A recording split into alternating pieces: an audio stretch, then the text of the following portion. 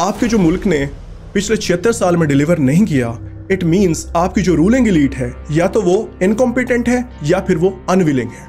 कितना serious crisis है education का पाकिस्तान में और उसका क्या इम्पैक्ट पड़ रहा है हमारी सोसाइटी पे? हमारा एजुकेशन सिस्टम एक ऐसा क्वागमायर है, एक ऐसा व्हिर्लपूल है जो कि गरीब को गरीब ही रखता है और अमीर को अमीर ही रखता है। What is social health of Pakistan in your opinion? Pakistan के अंदर साल 2021 में 20,000 से ज्यादा लोगों ने खुदकुशी की। सिंध के अंदर 2019 में 109 लड़कियां अंडर ऑनर किलिंग जो है वो कत्ल हो जाती हैं। ये आपकी सोशल हेल्थ है।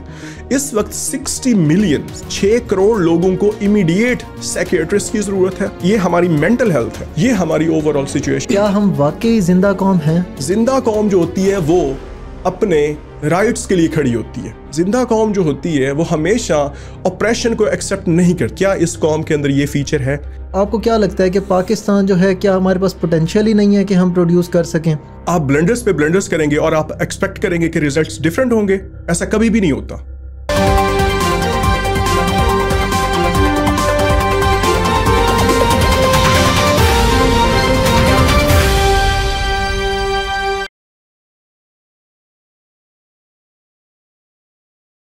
Assalamu alaikum everyone, this is your host for the episode of the WTI Talks, Shahryar Khan.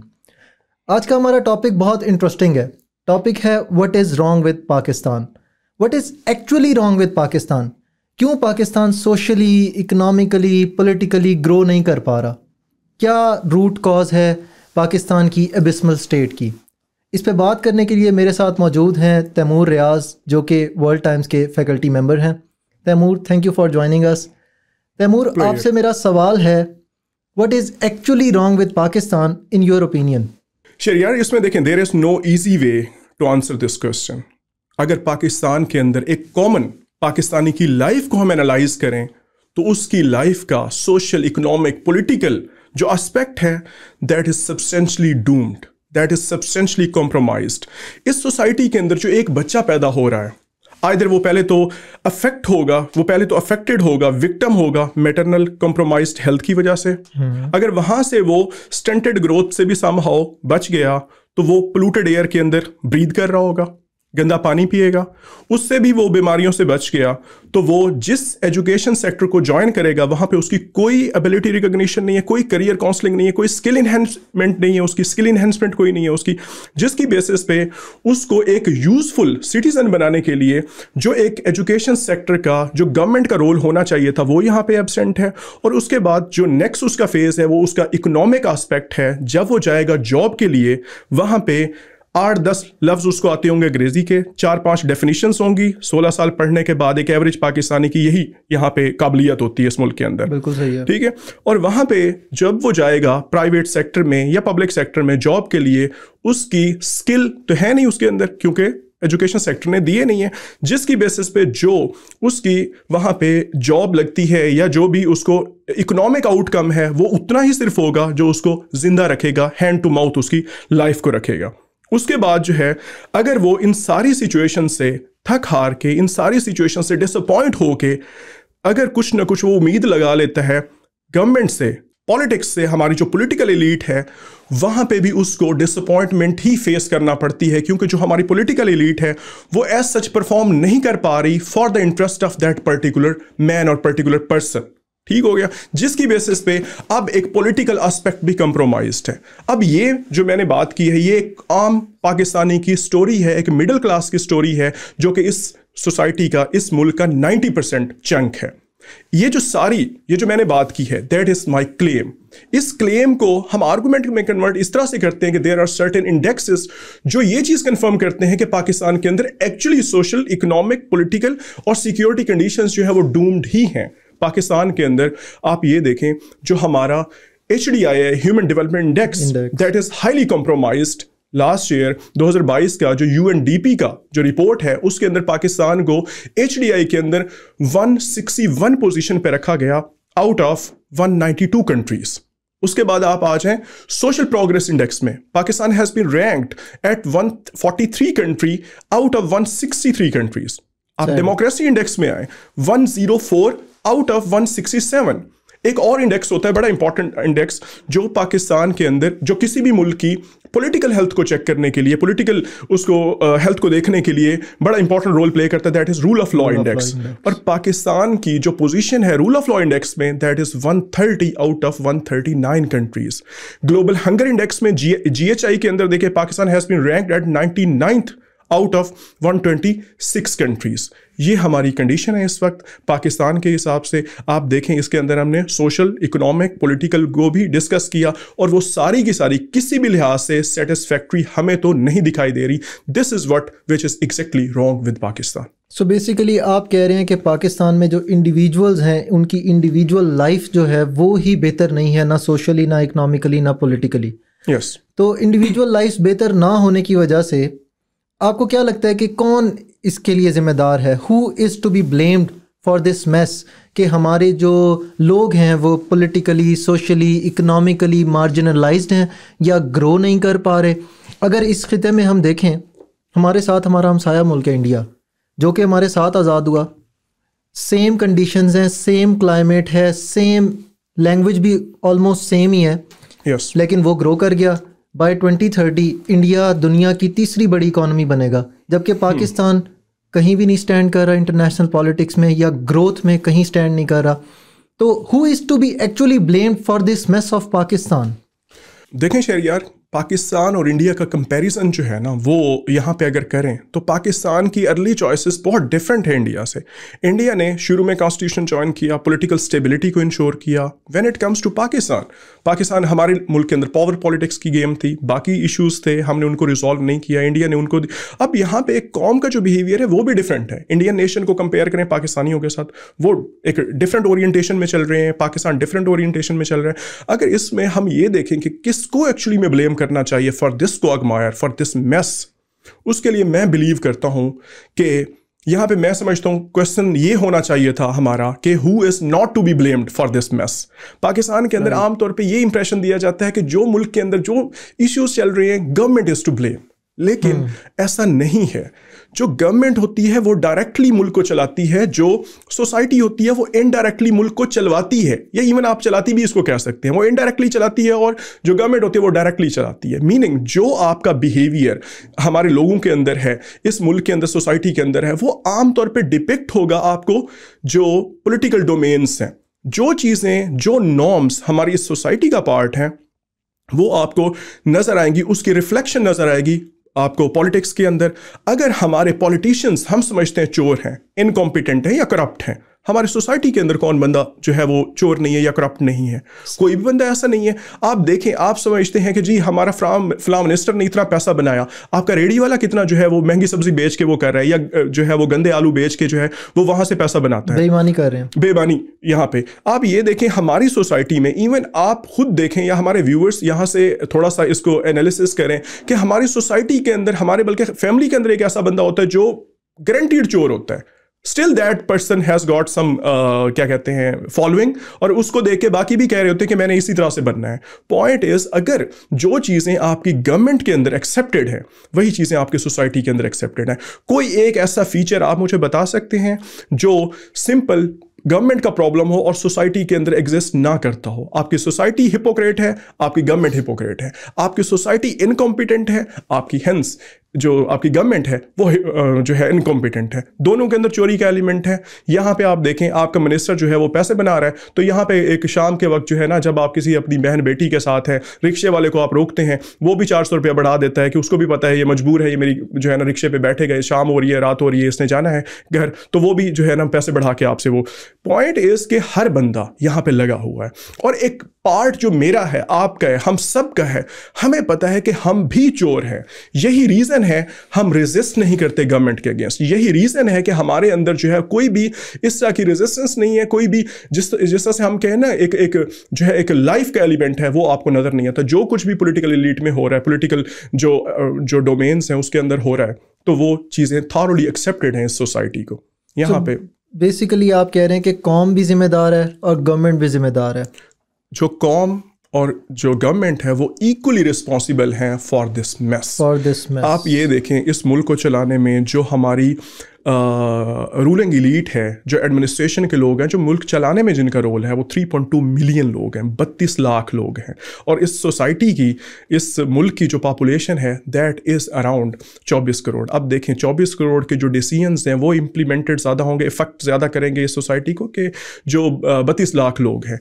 और यहाँ से भी आप देखें हमारी जो कौम है वो कितनी इफ़ेक्टिव है या कितनी जो है वो कॉम्पिटेंट है। इस मुल्क का जो प्राइवेट सेक्टर है आप उसको देख लें, प्राइवेट सेक्टर हमारा 5th बिगेस्ट पॉपुलेशन है हमारी दुनिया के अंदर, स्टिल हमारा प्राइवेट सेक्टर देखें किस हद तक कॉम्प्रोमाइज्ड है, किस हद तक लो है, किस हद तक उसकी जो जीडीपी ग्रोथ है उसके अंदर लेस कंट्रीब्यूशन है। बिल्कुल सही कह रहे हैं आप कि प्राइवेट सेक्टर जो है उसकी ग्रोथ बहुत मेजर रोल प्ले करती है किसी भी कंट्री की ग्रोथ में। Yes. तो आपने बात स्टार्ट की थी एजुकेशन से कि हमारे बच्चे को एजुकेशन नहीं मिल रही। एजुकेशन मेरा भी एक फेवरेट टॉपिक है जिस पे मैं बात करते हुए मुझे भी मज़ा आता है। लेकिन आपसे मैं ये पूछता हूँ कि आपकी नज़र में कितना सीरियस क्राइसिस है एजुकेशन का पाकिस्तान में और उसका क्या इम्पैक्ट पड़ रहा है हमारी सोसाइटी पे? एजुकेशन का जो क्राइसिस है अगर मैं कहूँगा बहुत सीरियस है, तो स्टिल ये उस हद तक ग्रेविटी को एक्सप्लेन नहीं करता जिस हद तक ये ख़राब हो चुका है, जिस हद तक ये सीरियस है। अगर मैं उसको कहता हूँ ना बहुत ज़्यादा सीरियस है, फिर भी ये उतना मेरे अल्फाज इसको एलेबोरेट नहीं कर सकते जितना ये कंसर्निंग और सीरियस है एक्चुअली में। सबसे पहली चीज़ शहरयार, आप मुझे एक बात बताएं कि इस मुल्क के अंदर एक्चुअली में पढ़ा लिखा होने का क्या फ़ायदा है? आप मुझे कन्विंस करें। मैं अनपढ़ आदमी हूँ, मैं एक लेमैन हूँ, मुझे नहीं पता कि आप मुझे कन्विंस करें कि पढ़ने के बाद, पढ़ा लिखा होने के बाद आपको ये फ़ायदा मिलेगा। सिर्फ आप जॉब के लिए अप्लाई करने के काबिल होंगे, अप्लाई करने के काबिल होंगे। एग्जैक्टली क्योंकि पाकिस्तान का जो एजुकेशन सिस्टम है, जब 16 साल एक बच्चा पढ़ चुका है उसको मेरे एक्सपीरियंस के मुताबिक उसको सिवाय 8-10 डेफिनेशंस के, 2-4 कॉन्सेप्ट्स के और 12-15 जो है ना वो साइनोनिम्स एंटोनिम्स के अलावा कुछ भी नहीं आता होता। और ये चीज़ इंतहाई जो है वो काबिल कबूल नहीं है, इंतहाई कम है एक इंसान को यूजफुल सिटीजन बनाने के लिए, किसी भी मुल्क के अंदर नेशन बिल्डिंग को इंश्योर करने के लिए। तो पॉइंट इज कि आपको एजुकेशन के साथ जब तक स्किल इन्हेंसमेंट को आप नहीं करेंगे, देखें किसी भी मुल्क के अंदर एक पर्सन का, एक इंडिविजुअल का क्या रोल होता है? नेशन बिल्डिंग करना, ऑफ कोर्स उस मुल्क के लिए फायदा करना, और वो फिर बदले में मुल्क जो है उसके लिए फायदा करता है। और जो एक पर्सन, एक इंडिविजुअल, वो तब फायदा कर सकता है जब वो यूजफुल है, और वो यूजफुल तब हो सकता है जब एजुकेशन के थ्रू हम उसको स्किल एनहांसमेंट इंश्योर करते हैं, उसकी करियर काउंसलिंग करते हैं, उसकी एबिलिटी को रिकॉग्नाइज करते हैं कि ये एग्जैक्टली बंदा कहां पे सूटेबल है। वो जो है concept of right man for the right job, ठीक है। यहां पे स्किल एनहांसमेंट का होना बहुत जरूरी है। पाकिस्तान के अंदर जो एजुकेशन है वो हॉलो है, वो खोखली है, वो कुछ भी प्रोवाइड नहीं कर रही पाकिस्तान के अंदर। हेंस आप देखते हो दो तरह के लोग हैं, आधे पढ़े लिखे जाहिल हैं, आधे अनपढ़ जाहिल हैं। रिजल्टेंटली है दोनों ही स्टेटस उनका जो है with respect to awareness, with respect to skill enhancement, वो जो है वो बराबर है। और ये एक बात और आपको पता होनी चाहिए कि पाकिस्तान के अंदर जो एम्प्लॉयड लोग, जो पढ़े लिखे लोग हैं, वो ज्यादा अनएम्प्लॉयड है एज कंपेयर टू अनपढ़ लोगों के, इलिटरेट लोगों के। क्योंकि जो इलिटरेट बंदा है वो अपने 6 साल पढ़ाई में लगाने की बजाय वो कोई ना कोई स्किल सीख लेता है, वो इलेक्ट्रीशियन बन जाता है, वो रिक्शा चलाना सीख लेता है, या कोई छोटी मोटी जॉब से लेके बाकी इनफॉर्मल जो तरीकेकार हैं सीखने के लिए स्किल्स, वो वहाँ पे लग जाता है। और यहाँ पे पढ़ा लिखा आदमी जो है उसके लिए कोई भी नहीं है। आप देखें हर साल पाकिस्तान के अंदर 1.1 मिलियन बच्चे ग्रेजुएट हो रहे हैं, और उनकी कहाँ पे एप्लीकेशन आप देखते हैं फ्यूचर के अंदर। CSSPMS में हम देखते हैं कि वो अपेयर हो रहे हैं, कितने अपेयर हो रहे हैं उसके अंदर तकरीबन 1 मिलियन बच्चा जो है वो बिल्कुल ही लॉस्ट है, वो बिल्कुल ही अनडिसाइसिव उनकी सिचुएशन है कि एग्जैक्टली उनको क्या करना है। एक ये प्रॉब्लम। दूसरा मैं इसको इस तरह से एक्सप्लेन करूंगा कि हमारे मुल्क का जो एजुकेशनल सेक्टर है वो एक्चुअली में क्लास डिस्टिंक्शन को पैदा कर रहा है। आप देखें हमारे जो sources of domains of schools हैं या सोर्सेस ऑफ एजुकेशन है, उसके अंदर गरीब का बच्चा जो है वो एचईसन में नहीं आ सकता, वो लम्स में नहीं पढ़ सकता, NCA के अंदर नहीं पढ़ सकता। वो जाएगा किस में? या तो गवर्नमेंट स्कूल में जाएगा या मदरसा में जाएगा। मदरसा का जो प्रोडक्ट है ना वो इकोनॉमिस्ट पैदा कर सकता है, ना वो साइंटिस्ट पैदा कर सकता है। मैक्सिमम वो क्या पैदा करेगा? एक इमाम, एक प्रेयर इमाम, या वो प्रीच करता फिरेगा। उसके बाद है जो मिडिल क्लास हमारी, ये पॉवर्टी क्लास, कहने का मकसद ये पॉवर्टी क्लास जो है वो अपने बच्चों को मदरसा या गवर्नमेंट स्कूल में भेजेगी। जो हमारी मिडिल क्लास है वो प्राइवेट स्कूल्स में भेजेगी। प्राइवेट स्कूल का भी एज सच प्रोडक्ट कोई इतना ज़्यादा इंप्रेसिव नहीं है। जो हमारी 2 से 5% इलीट क्लास है वही सिर्फ अफोर्ड कर सकते हैं एचईसन में बच्चों को पढ़ाना, वही अफोर्ड कर सकते हैं लम्स के अंदर पढ़ाना, बड़े इंस्टीट्यूशंस के अंदर पढ़ाना, और उनका फिर रिजल्ट भी ऑफकोर्स अच्छा है, उनको जॉब्स भी लुक्रेटिव मिलती हैं। हेंस ये एक ऐसा विशियस साइकिल है हमारा एजुकेशन सिस्टम एक ऐसा क्वागमायर है, एक ऐसा विरलपूल है जो कि गरीब को गरीब ही रखता है और अमीर को अमीर ही रखता है। हमारा एजुकेशन सिस्टम इस तरह से सोसाइटी को इनफैक्ट जो है वो भी डिवाइड भी कर रहा है, इन्फ्लुएंस कर रहा है, डिवाइड कर रहा है। और सिंस हम देखते हैं कि हमारे मुल्क के अंदर जो सबसे डिस्कार्डेड तबका है, या तो वो टीचर बन जाएंगे जिनको और कोई काम नहीं मिलता अपना, उसके अलावा जॉब उनको नहीं मिलती, वो या तो प्रेयर इमाम बन जाएंगे, मस्जिदों के अंदर तबलीग शुरू कर देंगे, या फिर वो टीचर बन जाएंगे। यही कुछ चल रहा है। बिल्कुल सही कह रहे हैं आप। जो एजुकेशन है आप बेसिकली उसको कह रहे हैं कि उसकी वजह से सोसाइटी जो है वो इम्पैक्ट हो रही है। Of course. तो अगर सोसाइटी की बात करें तो मेरे जहन में आता है सोशल हेल्थ का। पाकिस्तान की सोशल हेल्थ के बारे में अगर हम बात करें कि सोशल हेल्थ एक सोसाइटी के तौर पे पाकिस्तान की क्या हेल्थ है, what is social health of Pakistan in your opinion? देखें शहरियार, सोशल हेल्थ पाकिस्तान की, अगर हम सोशल हेल्थ के करंट स्टेटस की बात करें तो ये एक तो लीस्ट डिस्कस्ड टॉपिक है। इसको डिस्कस बहुत कम किया जाता है, हालांकि ये सबसे ज्यादा कंसर्निंग है, सबसे ज्यादा सीरियस है। आप ये देखें, पाकिस्तान के अंदर साल 2021 में 20,000 से ज्यादा लोगों ने खुदकुशी की। उसमें जो 20,000 20K, उसमें आप ये देखें कि 22 से लेके 38 साल की एज वाले जो लोग थे वो ज्यादा थे, 20,000 लोग। सिंध के अंदर 2019 में 109 लड़कियां अंडर ऑनर किलिंग जो है वो कत्ल हो जाती हैं। ये आपकी सोशल हेल्थ है। इस वक्त 60 मिलियन 6 करोड़ लोगों को इमीडिएट साइकियाट्रिस्ट की जरूरत है। ये हमारी मेंटल हेल्थ है। Point is mental health, of course लोगों की हेल्थ है, सोशल सोसाइटी एक सोशल इशू के अंदर ही इसको हम रिगार्ड करेंगे। ये हमारी ओवरऑल सिचुएशन है। आधी से ज़्यादा कौम जो है वो डायबिटीज़ का शिकार है, आधी से ज़्यादा कौम जो है वो जो है अलूफनेस और उसके अलावा जो है डिप्रेशन, एंग्जाइटी, इस चीज़ का शिकार है, जिसकी बेसिस पे 7,65,000 पाकिस्तानी मुल्क छोड़ के इस मुल्क को अबेंडन करके चले गए बाहर।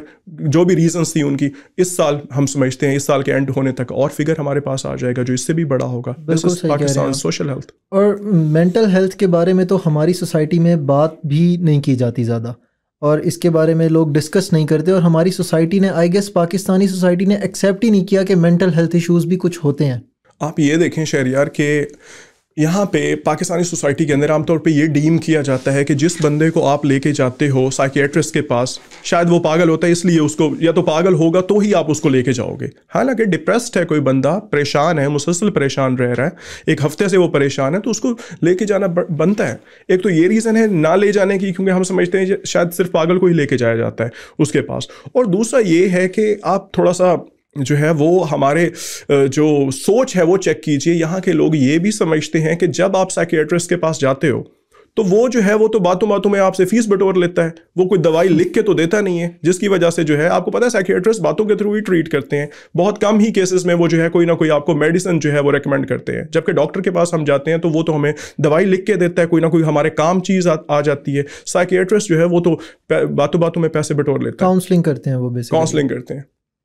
सही कह रहे हैं आप। पाकिस्तान में वाकई इस चीज़ को डिस्कस लोग नहीं करते। अगर डिस्कस नहीं करते तो दैट टेक्स मी समवेयर। एक सवाल है जो मेरे जहन में अक्सर आता है कि हम जिंदा कौम है, तो आप ना तो एजुकेशन आपका बेहतर है, ना आपकी इकोनॉमी बेहतर है, पाइंदा कौम है। हाँ, ना आपकी इकोनॉमी बेहतर है, ना आप ग्रो करना चाहते हैं। तो क्या हम पाकिस्तान के इश्यूज़ को डिस्कस कर रहे हैं? तो मेरा ख्याल है कि ये सवाल डिस्कस करना बहुत ज़रूरी है। क्या हम वाकई जिंदा कौम हैं? शहरियार, जितने हमने अब तक स्टैंडर्ड डिस्कस किए हैं, जो चीज़ें हमने अभी इंडेक्सेस डिस्कस किए हैं, जो चीज़ें, उसको सामने रखते हुए मेरे ख्याल में आपको भी आंसर पता है और हमारे व्यूवर्स को भी आंसर पता है कि वाकई में हम जिंदा कौम हैं कि नहीं। यहाँ पे एक छोटा सा चलें, स्टिल मैं आपको एक पैरामीटर बता देता हूँ। जिंदा कौम जो होती है वो अपने राइट्स के लिए खड़ी होती है। जिंदा कौम जो होती है वो हमेशा ऑपरेशन को एक्सेप्ट नहीं करती, डेमोक्रेटिक नॉर्म्स को वो हमेशा प्रोसीड करती है, उनको अप्लाई करती है अपनी लाइफ्स पे, और वो हमेशा खड़े होते हैं यूनाइटेड होके, और जो भी उनका कॉमन एनिमी है उसके अगेंस्ट वो खड़े होते हैं। क्या इस कौम के अंदर ये फीचर है? यस, ये कौम भी खड़ी होती है। ये कौम पता है कहाँ खड़ी होती है? जहाँ पे कोई एक्सीडेंट हुआ हो या कोई ना कोई जो है ना तमाशा हो रहा है, ये वहाँ पे आपको इस कौम को जो है ना आप खड़ा होता देखेंगे, और बाकी जो है ना किसी जगह पे आप इस कौम को यूनाइट होता हुआ आप नहीं देखेंगे। देखें, जो भी जो जिंदा कौम है, इट टेक्स गैरत, it takes a shame, it takes dignity to become a जिंदा कौम। और इस कौम के अंदर ये चीज़ें, मैं आपसे सवाल पूछता हूँ एक छोटा सा, माजरत के साथ, लेकिन ये सवाल पूछना ज़रूरी है। ये मेरे 2 हाथ हैं, इस हाथ के अंदर, इस हाथ पे मैं एक 1000 रुपये का नोट रख देता हूँ, इस हाथ पे मैं इज्जत रख देता हूँ। आप बताएं कॉमन पाकिस्तानी कौन सी चीज़ उठाएगा, या हमारे व्यूअर्स बता दें, मैं इसका जवाब नहीं दूंगा, आप खुद ही सोच लें कि 1000 रुपये इंपॉर्टेंट है या हमारे लिए इज्जत इंपॉर्टेंट है। यहां से एक थोड़ा सा मैं और हिंट भी आपको देता जाऊं, वो ये है कि आप हमारे मुल्क के अंदर बैगिंग बढ़ते हुए, ये जो भिखारी लोग हैं इनका आप इशू देखें। आप अपनी गाड़ी निकालें इस वक्त, आप लाहौर के अंदर, कराची, इस्लामाबाद, मेन स्ट्रीम जो पाकिस्तान के सिटीज़ हैं, वहाँ जाके 5 मिनट गाड़ी आप किसी के वेट में या किसी भी पर्पज़ के लिए आप खड़ी करें, सिग्नल के ऊपर आप देख लें, और वहाँ पे आपको 10 भिखारी आके आपसे नॉक करके, आपकी विंडो को टैप करके आपसे ना मांगे, ये पॉसिबल नहीं है। ये हमारी इनफैक्ट गैरत को जस्टिफाई करता है।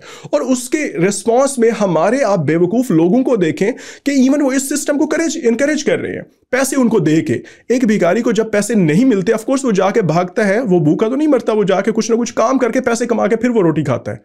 इस तरह से आप देखते हैं, आप इनकरेज कर रहे हो। इशारों के ऊपर लोग खड़े हुए हैं, मांगने वाले हैं, ड्रामेबाज लोग खड़े हुए हैं, और वहां पे जो है आप उनको पैसे दे रहे हो। आप इस तरह से इस बैगिंग को इनकरेज कर रहे हो। सीधी सी बात है। आज भी हमारी जो कौम है उसका आप बिहेवियर देखें, टीवी के ऊपर जो टॉक शोज हो रहे हैं या हमारे स्टूडेंट जो क्वेश्चन अटेम्प्ट कर रहे हैं, उसके अंदर भी वो इस तरह का इंप्रेशन देते हैं कि हमारा जो प्रॉब्लम है, इकोनॉमिक क्राइसिस, वो IMF रिजॉल्व करेगा।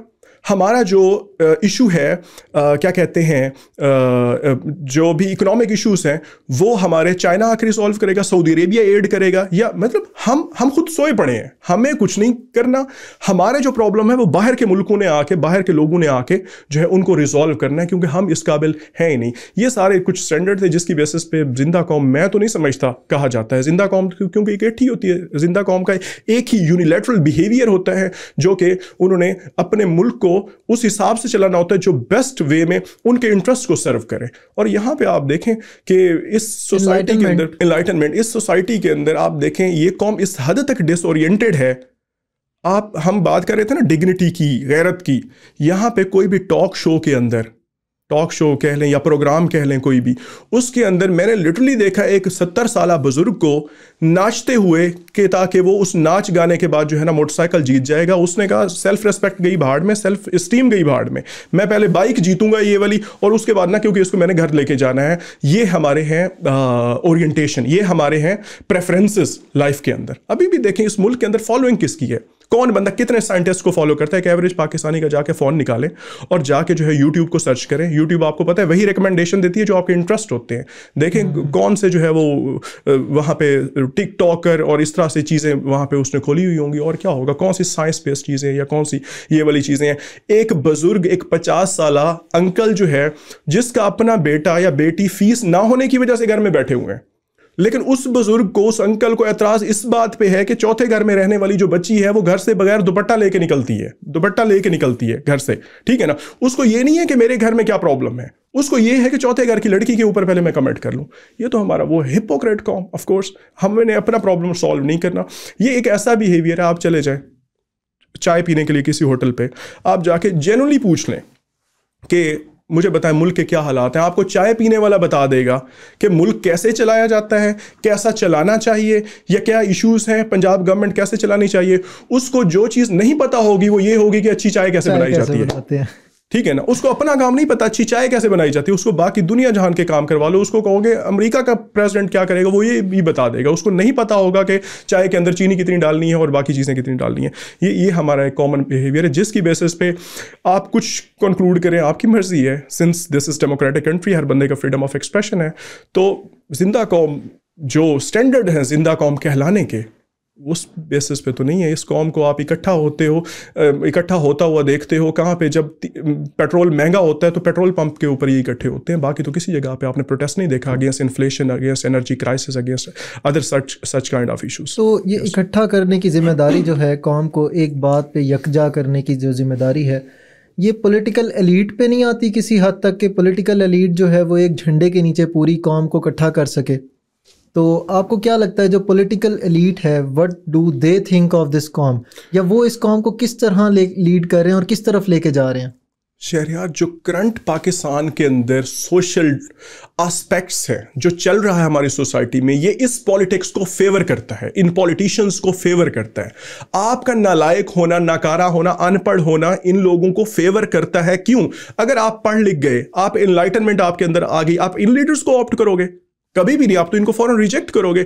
हमेशा ये पॉलिटिशियंस यही चाहते हैं कि इसी तरह से आपको रखा जाए ताकि आप लोग बार बार इनके बाद इनके बच्चों को वोट दो, जो कि अब इन्होंने आगे कर दिए हैं, अपने बच्चे खड़े कर दिए हैं कि अब हमारे बाद जो है ना आपने इनको वोट दी। जहां तक आपका ओरिजिनल क्वेश्चन है कि किस तरीके से जो है ये हमारे बारे में, आपके बारे में क्या समझते हैं, ये आपके बारे में ये समझते हैं, इस बात का आप अंदाजा शहरयार यहां से लगाइए कि सिंस 1947 ग़ालिबन 76 साल हो गए हैं। अब मुझे कोई एक इशू बताएं, या इवन हमारे व्यूअर्स भी सोच लें, कोई एक ऐसा इशू बताएं जो कि एक्चुअली में रिजॉल्व हुआ हो, चाहे वो सोशल हो, इकोनॉमिक हो, पॉलिटिकल हो, जो सिंपल आम अवाम के लिए, आप लोगों के लिए, मेरे लिए जो रिजॉल्व किया गया हो। करप्शन केसेस माफ करवाना, वो पाकिस्तान के इश्यूज को जो है ना रेजोल्यूशन आप उसको नहीं कहेंगे। आप मुझे कोई एक ऐसा इशू बताएं, कोई आपको ऐसा इशू सोचने के बाद भी ऐसा कोई मिलता है जो कि एक्चुअली में रिजॉल्व हो। इवन मून साइटिंग का जो छोटा सा एक जो है वो एक कंट्रोवर्सी हर साल क्रिएट हुई होती है, चांद देखने वाली, वो भी हम रिजॉल्व ना कर सके। अभी भी रोयत हलाल कमेटी वाले आते हैं, पता नहीं वो क्या जो है ना वो कौन सा खुर्दबीन लगाते हैं, I don't know what that thing is called. तो वहां पे देखिए वो मून, हालांकि आप टेक्नोलॉजी को अप्लाई करके आप आज देख सकते हो कि अगले कितने सालों तक आप देखना चाहते हो कि मून कहां पे कब कब नजर आएगा, किस डेट को, आज आपको टेक्नोलॉजी बता देगी। ठीक है ना? ये आपके पॉलिटिशियंस की जो है वो प्रेफरेंसेस हैं अबाउट यू। इसके अलावा जो है पॉलिटिशियंस आपके ये समझते हैं आपके बारे में कि यार पाकिस्तान में और कोई भी कॉम्पिटेंट या ब्रिलियंट या लायक बंदा नहीं है इनके अपने बच्चों के अलावा। ये हमेशा अपने बच्चों को लेके, एक सिंध वाली पार्टी को देख ले, पंजाब वाली पार्टी को, इस तरह से जिस जहां जहां पे जो पार्टीज हैं वो अपने बच्चों को आगे लेके आ रहे हैं, क्योंकि उनको पूरे पाकिस्तान से ना आप, मैं, ना कोई हमारा और कोई जो है ना उनको ब्रिलियंट मिला। सिंपल अगर मिले तो उनकी अपनी औलादें हैं। पहले तुम लोगों ने इनको जो है वो करवाया, इनके फ्लैट्स बने दुबई के अंदर और दाएं बाएं पूरी दुनिया के अंदर, तो उसके बाद जो है ना अब इनके बच्चे सामने आ गए। तो अगर ये आपके लिए कुछ पॉजिटिव सोचते होते तो ऑफ कोर्स आपकी फेवर में, आपके इंटरेस्ट में पॉलिसीज बन रही होती, आपके इंटरेस्ट के अंदर प्रोग्राम्स आ रहे होते। अभी तो जो पिछले साल की, अगर हम एक साल की पाकिस्तान की प्रोफाइल चेक करें तो इन्फ्लेशन रही है तकरीबन, जो एवरेज इन्फ्लेशन रही है 40 से 50% रही है, जिसके अंदर आप देखते हैं एक पॉवर्टी क्लास जो है वो किस हद तक उन्होंने सफ़र किया है। लेकिन आप गवर्नमेंट की तरफ से जो प्रेफरेंसेस देखते हैं वो करप्शन केसेस माफ़ करवाना था। अच्छा, इसमें जो आपने मून साइटिंग की बात की ना, वहाँ से एक क्वेश्चन मेरे जहन में आता है कि साइंटिस्ट हमने डॉक्टर अब्दुल सलाम प्रोड्यूस किए थे 1979 और उनको बाद में डिसओन भी कर दिया था। हाँ, जिनको नोबेल प्राइज़ मिला। इसके अलावा मलाला है, या हम लोगों ने साइंटिस्ट जो हैं अपनी 76 साल में, इन दो के अलावा कोई ऐसे नहीं है जिन्होंने बहुत बड़ी अचीवमेंट्स की हों। अब रिसेंटली कुछ एक दो नज़र आए हैं नाम, लेकिन नोबेल प्राइज़ जितना कोई हमें अब नहीं नज़र आ रहा कि कोई नोबेल प्राइज़ के लिए नॉमिनेट भी हो जाए। ना हम साइंटिस्ट प्रोड्यूस कर रहे हैं, ना हिस्टोरियंस प्रोड्यूस कर रहे हैं, ना फिलोसोफर्स प्रोड्यूस कर रहे हैं, तो क्यों नहीं हम प्रोड्यूस कर पा रहे? ये आपको क्या लगता है कि पाकिस्तान जो है, क्या हमारे पास पोटेंशियल ही नहीं है कि हम प्रोड्यूस कर सकें, या पोटेंशियल है लेकिन लोग बनना ही नहीं चाहते कुछ इस तरह का? देखें शहरयार, पाकिस्तान के अंदर ये इनफैक्ट एक बड़ी अच्छी डिबेट है, और स्टूडेंट्स के साथ, दोस्तों के साथ ये चीज़ें बड़ी डिस्कस होती हैं कि आमतौर पे हमें इंप्रेशन यही मिलता है कि साइंटिस्ट के हमेशा क्या साइंटिस्ट अमेरिका के अंदर ही पैदा होने हैं, या जो फिलोसफर्स हैं वो यूरोप के अंदर ही पैदा होने हैं, जर्मनी मेनली उसमें। ठीक है ना? तो उसमें आप ये देखें हर जगह पे लोग पैदा होते हैं, ब्रिलियंट लोग पैदा होते हैं हर जगह पे। मेन चीज़ ये है उनको इन्वायरमेंट आगे नॉरिश करने का, उनकी अपब्रिंगिंग को इंश्योर करने का कहाँ पे मिलता है। जहां पे एक बंदा अपने फिलोसफिकल आइडियाज को सामने लेके आता है बचपन से ही, यूरोप के अंदर उसको सपोर्ट किया जाता है, यहाँ पे उसको जो है ना एंटी रिलीजियस और इस तरह से कह के ना उसको निप इन द बड कर दिया जाता है। और सिंस हमारा जो एशियन फैमिली स्ट्रक्चर है, ब्राउन फैमिली वाला, उसमें तो अब्बा जी को सिर्फ दो चीज़ें बनना मंजूर है, या तो बेटी को उन्होंने डॉक्टर बनाना है, बेटे को इंजीनियर बनाना है, और अगर एक नई डोमेन भी अब आ गई है कि उन्होंने एडमिनिस्ट्रेशन में भेजना है CSS PMS के थ्रू, इसके अलावा और कोई भी डोमेन अपेरेंटली नजर नहीं आती। और सिंस जिस तरह से आपने डॉक्टर अब्दुल सलाम साहब की बात की और बाकी मलाला यूसुफजई नोबेल लॉरिएट की बात की, यहाँ पे आपको मैं एक और बात बताऊं, डॉक्टर हरगोबिंद खुराना ये भी नोबेल लॉरिएट है, 1960s में इनको मिला। He was graduate from Punjab university और GCU से पढ़े हुए हैं, पाकिस्तान इनको डिसोन कर चुका हुआ है। पॉइंट इज कि यार इनकी कदर क्या है? ऐसे लोग अगर पैदा होते हैं, समहाउ बच भी जाते हैं, अपने ओरिजिनल पोटेंशियल पे पहुंच जाते हैं। मुझे आप एक बात बताएं, शाकिर शुजा आबादी, ठीक है ना, उनकी देखें कितने बड़े शायर हैं, बहुत बड़े जबरदस्त शायर हैं। आप आई बिलीव के पता होगा यहाँ पे हमारे व्यूअर्स को भी, आपको भी। पॉइंट इज उनकी इस वक्त क्या कंडीशन है, socio economic condition, dismal condition. उसके कंपैरिजन में आप यहाँ पे देखें एक थर्ड क्लास सा कंटेंट पैदा करने वाला जो यूट्यूबर है, उसकी आप देखें जो फाइनेंशियल इनकम है, उसकी फॉलोइंग देख लें। पॉइंट इज कि यहाँ पे हिस्टोरियन क्यों पैदा होगा? उसमें क्या भूखा मरना है? यहाँ पे शायर क्यों पैदा होगा? कदर नहीं है, कदर नहीं है, बिल्कुल कदर नहीं है। इंडिया के अंदर यहाँ से गायक क्यों चले गए थे? जो हमारे म्यूजिशियन लोग थे, आप देखें काफी ज्यादा लोग हैं, क्योंकि इंडिया के अंदर उनको पता है हमारे स्किल की कदर है, वैल्यू है। यहाँ पे नहीं है शायद। इस बेसिस पे ये लोग हर जगह पे पैदा होते हैं। आपके ऊपर यहाँ पे जिम्मेदारी ये आयद होती है कि यहाँ पे हम सपोर्ट किसको करते हैं। जिसको सपोर्ट किया जाता है, ऑफ कोर्स वो अपने ओरिजिनल स्किल को सामने लेके आता है। हिस्टोरियन भी पैदा हो सकता है, पेंटर भी पैदा हो सकता है। यहीं पे आप लोग जब बचपन में किसी बच्चे को देखते हो ना, उसका ओरिजिनल टैलेंट देखें, तो एक बच्चा जो है वो सिंगिंग में अच्छा होता है, दूसरा बच्चा पेंटिंग में अच्छा है, तीसरा बच्चा जो है वो स्टोरी टेलिंग में अच्छा है। इन चीज़ों को हम सपोर्ट नहीं करते, इन चीज़ें ये ऐसा ऐसा ख़त्म करवा देते हैं। और उसके बाद हमने एक ही चीज़ करनी होती है कि जी आपने जो है ना FSC मेडिकल के साथ करनी है, एक ने नॉन मेडिकल के साथ करनी है, और उसके बाद CSS की तैयारी में पढ़ जाते हैं। तकरीबन 1 लाख इस वक्त बंदा जो है ना स्टूडेंट पढ़ा हुआ है CSS की तैयारी में, डायरेक्टली और इनडायरेक्टली। 300 एलोकेशनें होंगी, बाकी जो है ना 99,700 बंदा घर में बैठेगा। अच्छा, ये जो आपकी बात है ना, इसको जब भी मैं इसके बारे में बात करता हूँ तो मैं हमेशा इसको रिलेट करता हूँ जनरेशन गैप के साथ, कि पाकिस्तान में जो हमारे बड़े हैं और जो हमारे छोटे हैं, मैं आपकी बात में ऐड करना चाहता हूँ कि उनके दरमियान एक जनरेशन गैप है। मैं इसको इस पर्सपेक्टिव में देखता हूँ कि जो बड़े लोग हैं उन्होंने अपने बचपन में जो इश्यूज़ नहीं फेस किए, हमारे पेरेंट्स ने या ग्रैंड पेरेंट्स ने, उन्होंने जो इश्यूज़ नहीं फेस किए, हम लोग वो इश्यूज़ फेस कर रहे हैं। उनकी जो आगे वाली जनरेशन है वो इश्यूज़ फेस कर रही है। जब वो इश्यूज़ अगर कोई आपने खुद एक्सपीरियंस नहीं किए तो you can not comprehend them, you can not understand them properly. अब क्या था, अगर आप मिसाल उठा के देख लें, हमारे जो पेरेंट्स हैं जब वो हमारी एज में थे, they were married, they were well settled. आज 30 ईयर्स ओल्ड का बंदा, 28 ईयर्स ओल्ड का बंदा और 26-30 तक की लड़की, शी इज़ नॉट सेटल्ड। आज हमारे 28 साल के लड़के जो हैं वो हॉस्टल में नशे कर रहे होते हैं। उनको नहीं पता कि उनका फ्यूचर क्या है, उन्होंने डिसाइड ही नहीं किया कि अब तक क्या करना है, और उनके पास कोई डायरेक्शन नहीं है, डायरेक्शन लेस है। ये डायरेक्शन लेस ना होना, कैरियर काउंसलिंग ना होना, इसके पीछे एक बहुत बड़ी जो रीज़न है वो जनरेशन गैप है, कम्युनिकेशन गैप है। मैं इसको इस तरह भी देखता हूँ। Very true, very true. ये वाकई में प्रॉब्लम है। इस तरह से ये जो ज़बरदस्ती, इनडायरेक्ट हम इसको यूँ कह सकते हैं कि ज़बरदस्ती जो है ना प्रोफेशन को थोप देना। आपने जैसे कहा ना कि हमारी जो जनरेशन है वो लॉस्ट है आजकल, ठीक है ना, आजकल की जो जनरेशन है, क्योंकि वो जो करना चाहते हैं वो उनको करने की परमिशन नहीं है। जो उनसे करवाया जा रहा है वो करने का उनके पास स्किल नहीं है, जिसकी बेसिस पे जो है वो ऑफकोर्स उन्होंने वो करना है। आप किसी जगह पे किसी ऐसी चीज़ को फिट करो जहाँ पे वो बेस्ट फिट ना हो, तो ऑफकोर्स रिजल्ट मिसमैच ही होता है। तो वो यही कुछ होता है। बिल्कुल सही है। तो तैमूर, इसके बारे में हमने सारी डिस्कशन की कि क्या इश्यूज हैं। यस। अब मैं आपसे ये पूछना चाहता हूँ कि क्या हमें एक सोशल कॉन्ट्रैक्ट है जिसके तहत हमारी सोसाइटी चल रही है, पाकिस्तान में वो फेल हो चुका है, अब तक यही नज़र आ रहा है। राइटर्स भी अपनी बुक्स में लिखते हैं ये।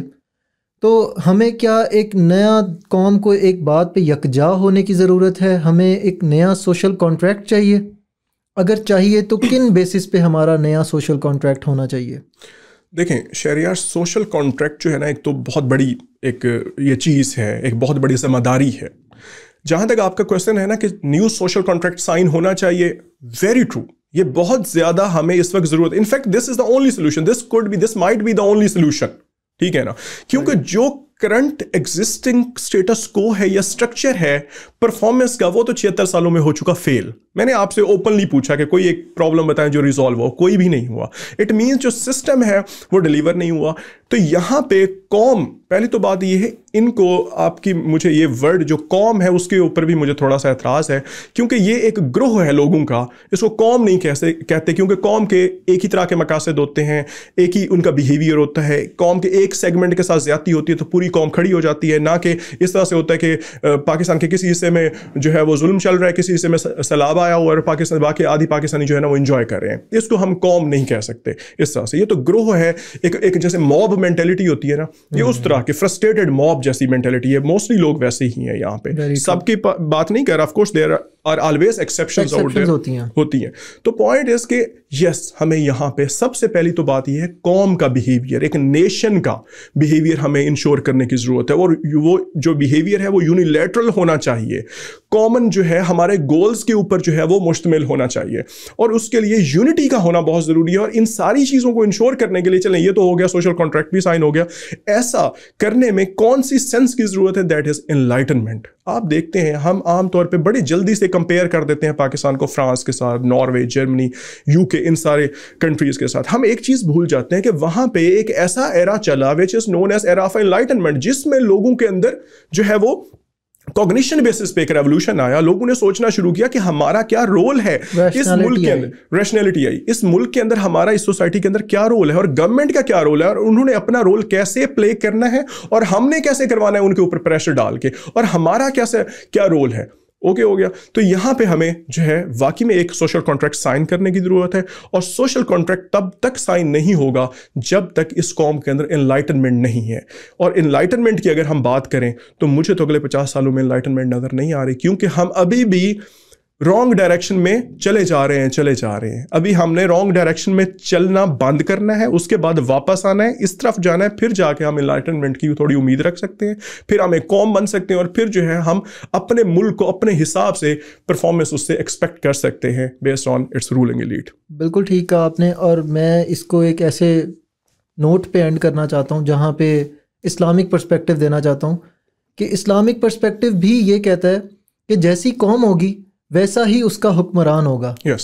यानी हम हुक्मरानों को क्रिटिसाइज़ तो कर देते हैं, लेकिन हम इंडिविजुअल्स को नहीं क्रिटिसाइज़ करते, और हम इंडिविजुअली अपनी बेहतरी की तरफ नहीं जाते। जब आप खुद ही बेहतर नहीं होंगे तो आपके हुक्मरान भी बेहतर नहीं होंगे। yes. क्योंकि देखें, जो आपकी रूलिंग एलीट है, हुक्मरान है, वो डिराइव्ड ही सोसाइटी से होते हैं। बिल्कुल ऐसे जो चीजें सोसाइटी के अंदर प्रैक्टिस की जा रही है उसी चीज की रिफ्लेक्शन होगी आपकी गवर्नमेंट के अंदर। जो पाकिस्तान का करंट सिस्टम है वो बेस्ट फिट है एक दूसरे के लिहाज से। आपके हुक्मरान जो है वो आप समझते हैं कि उनके अंदर नेगेटिव ट्रेड्स हैं, वो करप्ट हैं, वो ये है, इनकॉम्पिटेंट है। आपकी सोसाइटी भी वैसी है, एक दूसरे को सूट करते हैं, that is why they exist. बिल्कुल सही कह रहे हैं आप तैमूर, बहुत अच्छे से आपने इस टॉपिक को डिफ़ाइन किया, इस टॉपिक के ऊपर आपने अपने बोल्ड ओपिनियंस शेयर किए हमारे साथ। Thank you for joining us again, और मिलते हैं इंशाल्लाह नेक्स्ट एपिसोड में। थैंक यू सो मच नाजरीन, हमें देखने के लिए और हमें सुनने के लिए।